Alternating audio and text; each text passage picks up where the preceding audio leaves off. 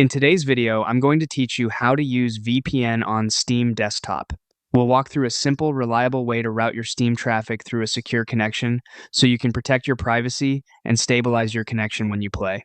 As always, make sure your use of a VPN complies with local laws and the platform's terms of service.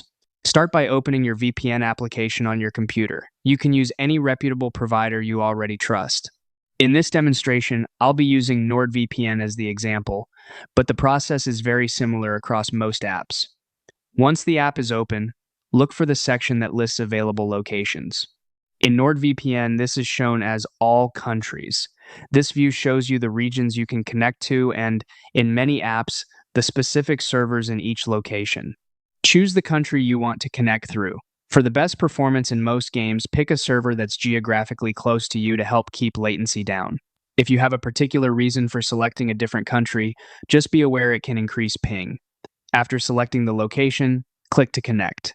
In NordVPN, you'll see an option like Secure My Connection. Click that to start the tunnel.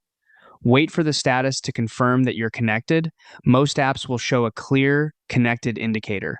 With your VPN connected, open Steam on your desktop and launch your game as you normally would.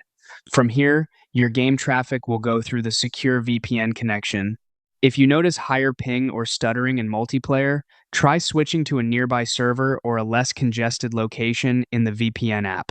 If downloads feel slower than usual, pause other bandwidth-heavy apps in the background to free up your connection. That's all there is to it. Open your VPN, pick a location from all countries, connect to secure your traffic, and then start your Steam game. Keep an eye on your connection status, and don't hesitate to switch servers if performance isn't where you want it. Thanks for watching, and enjoy a safer, more consistent gaming session.